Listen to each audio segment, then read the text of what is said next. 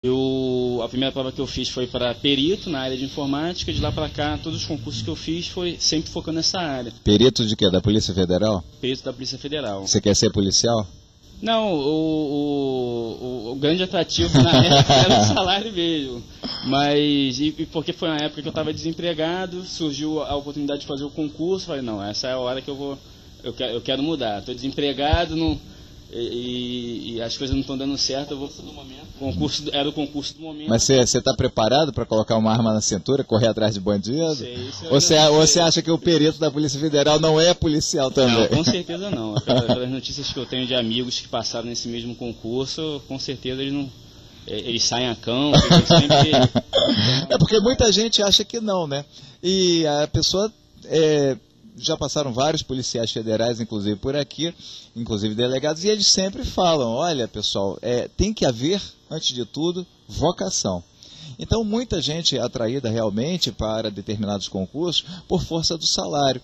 Mas será que salário é tudo, ô Silvio? Eu não acredito, não acredito. No teu caso foi, né? No meu caso foi, mas foi a oportunidade, mas o momento, né? Eu estava desempregado, foi o concurso que saiu e era um salário realmente atrativo, eu acabei me inscrevendo por conta disso. Aí de lá para cá eu tomei gosto pela coisa e comecei a estudar.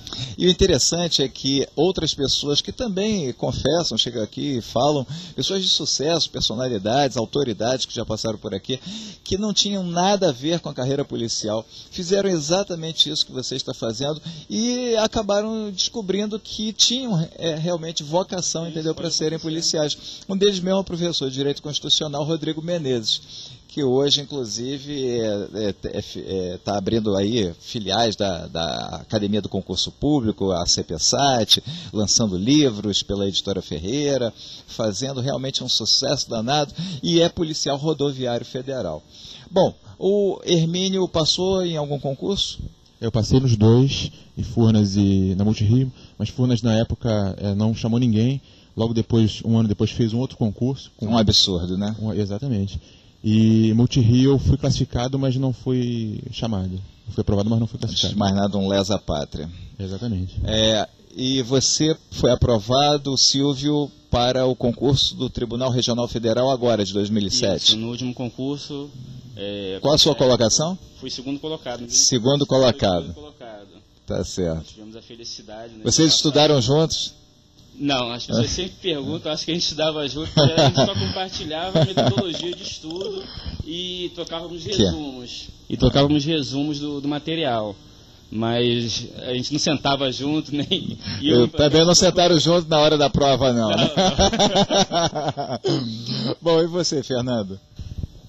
Eu fui aprovado agora nesse último concurso também, como o Silvio falou, pro TRF, o cargo de técnico de informática, né? O TRF começou a chamar as pessoas agora, né? Mas você não acha que está chamando muito pouquinho, muito minguado ainda? Acabou por aí, pretende continuar? Vai fazer qual outro? Não, no momento, assim, estou dando muita atenção ao site, né? Um trabalho aí para fazer.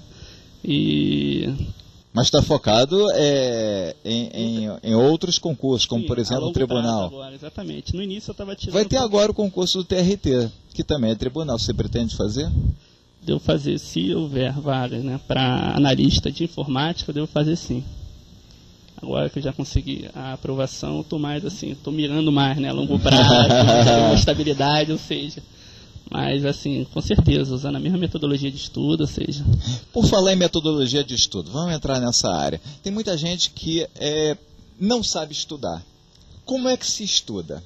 Vocês que chegaram ao ponto de criar um site para atingir as necessidades de vocês e depois o negócio deu tão certo que você tirou em primeiro lugar, ele em segundo lugar, o outro também já passou, e vocês são exemplos vivos de que é possível, que não tem armadilhas essa história de concurso público, apesar de em alguns raros momentos a gente infelizmente ainda notar que a imprensa traz para a gente algumas mazelas do concurso público, indícios de fraude, mas a grande maioria absoluta entra de fato para concurso público, baseado em que tipo de metodologia de estudo? No caso, você perguntou para eu falar da metodologia ou o que a maioria das pessoas... Como é que vocês faziam para estudar? Ah, tá. Como é que eu fazia? Eu sempre acreditei nessa metodologia de estudo a partir da resolução de questões. Porque a teoria é importante, mas tem que ser aquela teoria necessária que vai te ajudar a resolver uma determinada questão. Eu, no início, já estudava de maneira errada também, assim como muitos. Pegava o livro, chegava da sono assim, lia, entendia e tal, mas eu acho que assim, a principal dificuldade do concurseiro em si é começar a estudar antes da prova e conseguir levar aquele conhecimento da primeira semana de estudo até o dia da prova, entendeu? Então, como é que eu geralmente fiz? Antes da prova, quanto tempo antes da prova? Tem gente, por exemplo, que só estuda quando sai o edital. Isso é certo?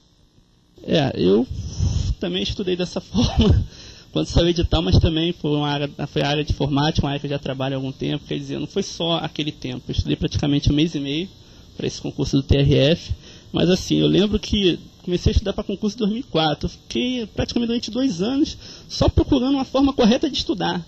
Li o livro do William Douglas, da Lia Salgado, Manual de um Concurseiro, cada um com a metodologia disso tudo, né? Eu parei para pensar, falei, vou pegar assim, as boas práticas, né, de cada uma, vou criar uma metodologia que eu goste de estudar, ou seja, não adianta também, isso influencia muito, às vezes a pessoa fala que não gosta de estudar, mas na verdade que ela não está estudando de uma forma correta, entendeu? Foi daí que surgiu assim, a ideia de resolver as questões e pegava uma questão, não tinha o mínimo conhecimento, aí sim eu ia na teoria, entendeu? Procurava, iniciava ali um trabalho de pesquisa, aprendia assim, bastante desse processo, resolvia, criava um resumo baseado naquela questão, ou seja, o que eu preciso saber para resolver essa questão. Ampliava assim, a área de estudo, pensava assim, já que a banca está cobrando dessa forma, ela pode cobrar de outra forma. Fazia um estudo incremental. Aí eu fui fazendo isso, gerando um resumo e sempre dividindo uma hora que eu chamo assim, de produção de conteúdo, né? Na verdade, esse trabalho de pesquisa. Você pega uma questão, aquela questão tem um assunto. Você vai no livro, direto naquele assunto, estuda o que você precisa saber para resolver aquela questão. Daí, vou jogando no resumo. Esse é o resumo que ele fala que a gente começou a compartilhar. Então, foi de forma incremental. Pegava uma prova, resolvia as questões, gerava o material. Por isso que eu acho até que o curso presencial é tamanha importância nesse sentido, porque vai te dar uma introdução, entendeu? Você fazendo, assim, participando de um curso preparatório e tal, tendo aquela aula, vai fazer com que você, ao pegar uma questão, por mais que você não saiba a resposta, mas sabe onde aquela questão se localiza, de forma que vai... Entendeu? É uma coisa do livro, quer dizer, uma parte do livro que as pessoas geralmente dão muita importância, o índice. Então, geralmente eu gosto, mesmo que eu não saiba nenhum assunto, eu começo pelo índice para tentar mapear, por mais que eu não saiba do que está falando. Você consegue estudar sozinho, em casa? Eu consigo. Tem gente que não consegue. Eu tenho confesso, tenho uma certa dificuldade. Eu preciso estar em sala de aula. E depois a gente, quando já sente segurança, a gente realmente vai para a parte das questões. Silvio, o formato que ele acabou de dizer é partir direto para a resolução de questões e, diante de uma dúvida, procurar a teoria para saber a fundamentação daquela resposta. Nesse site que vocês criaram, para aquelas pessoas que não têm tempo ou não sabem onde encontrar essas fundamentações na teoria, talvez fosse o momento, em cada questão, a pessoa resolvendo cada uma dessas questões e diante de uma dúvida, para ela ganhar tempo, que a questão já fosse comentada. Por exemplo, várias pessoas já vieram aqui, e nós também recebemos bastante e-mails, reclamando dos recursos das provas, né? Por que aquela banca deu aquele gabarito quando tudo indica para um outro gabarito? E aí, então, pelo princípio da transparência, que é constantemente falado aqui, o princípio da transparência, da razoabilidade, da proporcionalidade, da moralidade, por que não também da publicidade? Por que as bancas não colocam ali os comentários, as fundamentações, não somente em recursos, mas de antemão, ao publicar o gabarito, que cada questão já venha trazendo o porquê, o motivo, a fundamentação pelo qual deu como certo aquele gabarito.